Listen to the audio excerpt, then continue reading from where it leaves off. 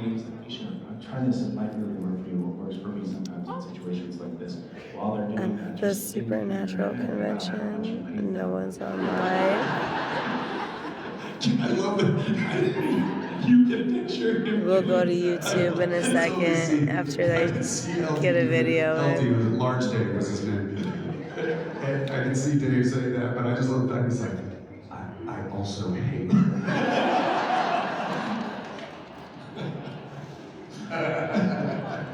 And by the way, LD was our 8-camera dolly there the entire run of the show. So clearly he didn't hate us that much. Did I ever tell you this is a really sweet thing that we did? I started going, this is a little personal interlude, but when I started going through my divorce, which was hard, Dave happened to text me one day, and he was like, hey man, how you doing? And I said, I'm actually having a little bit of a hard time. My divorce has been way more challenging than I thought. And for an entire year after that, he texted me every morning. Every single morning. LD was a special, is a special guy. Good morning. Yeah. Good morning. Yeah. Every day. And it was somehow such a sweet little lifeline. Really lovely. Dave Ripel, we love you, pal, wherever you are right now.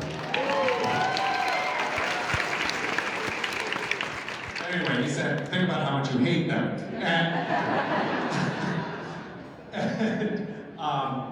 And we were going through the scene, and it was taking forever. We were filming in a barn that was on one of the stages. Nina was directing, right? Yeah.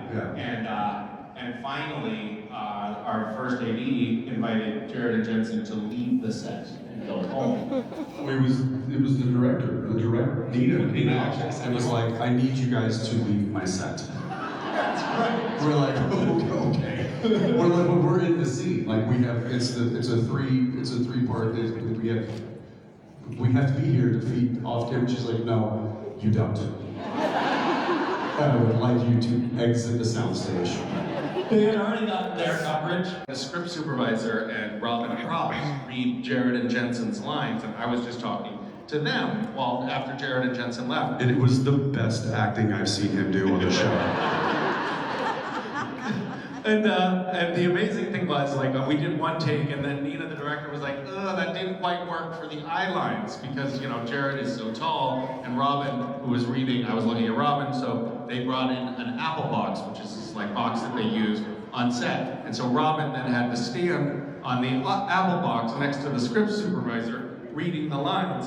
And wait, what was the script? Was it Pam or somebody was reading my lines? Yeah. Why did you point so low? I was fine for the Dean character, but for the Sam character, I needed a high eye line.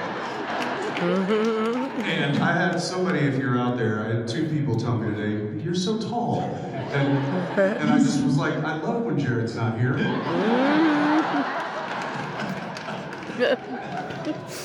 Oh no, it happened yesterday at autographs. Somebody said, you're really I wish you could see really the tall. screen I was like, up thank here, you. but And it's then some giant wrong with man, the wherever you brightness. are, stepped up and So it's so bright. Well, that was short-lived.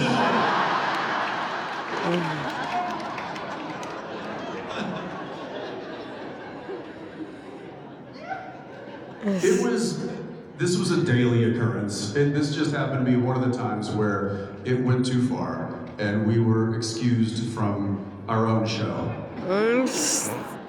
And I then had to deliver the lines to this woman that was standing on an apple box, which was a visage that I found so ridiculous that it made me laugh.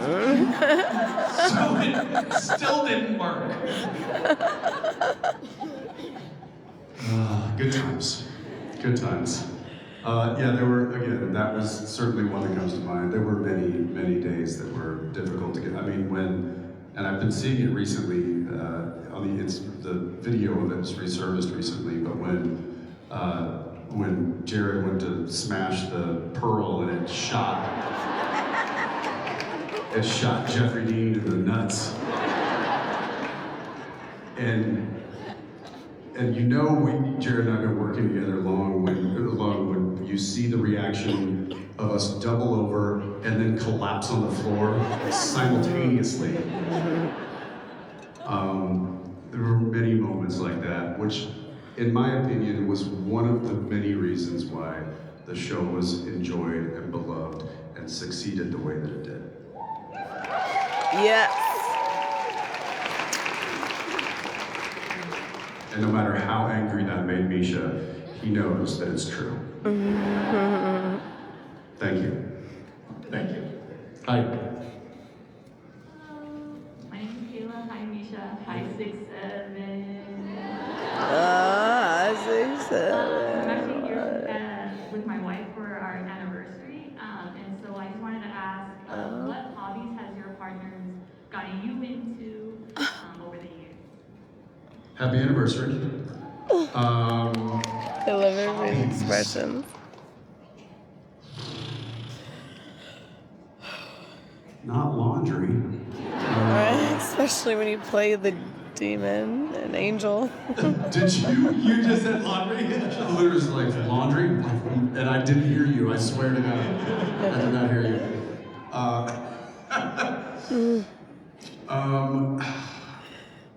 I'll think. You, if you got something. I was really enjoying the fact that you were thinking because I needed time to think. I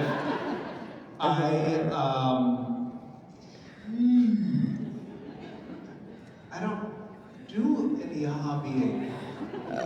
I mean, there are things that I think there are things that we do together that we both like that we didn't necessarily get one another into. Like we both like dehydrating things.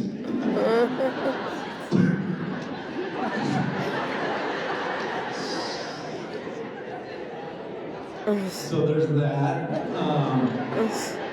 I know it sounds sexy when I say it.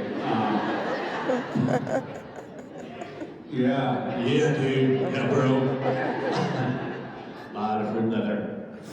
A lot of fruit leather. Your partner has gotten you into power washing. Oh. No, she hasn't.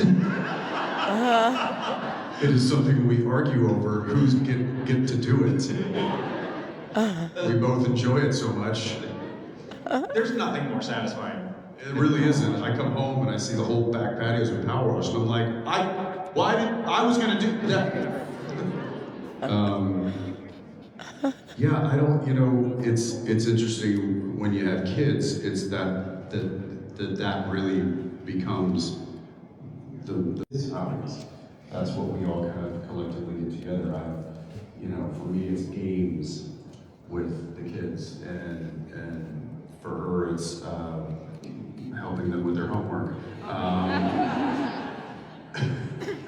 Although I do get called, like if I'm at work, in Toronto or whatever, I do get FaceTime, and it's like there's math questions, and I'm more the math person, she's more the English, and so I got a FaceTime the other day by my 7th grader, and she's like, I need some help with math, and I'm like, all right, what are we doing? And from the back, she's like, I can help you, you just have to tell me and explain it. She's like, that's all right, Mom, I've got Dad on the phone now.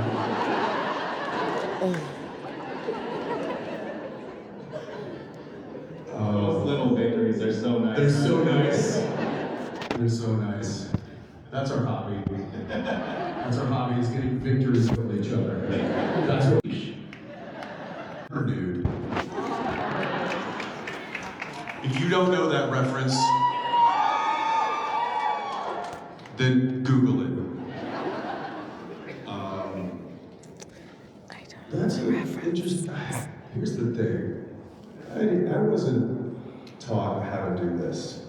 And I feel like when you get taught how to perform and character development and stuff, if you go to school for that, if you go to drama school or go to classes and stuff, they teach you to kind of fill in those gaps of backstory, and I was never taught how to do that. So a lot of the stuff that I use to get into a character is more observational, as opposed to kind of pulled from the ether. So I think about characters that I know in life, or characters that I've seen on screen, and I kind of pull from those idiosyncrasies to help me develop what I'm doing. Okay, so do you remember having done that?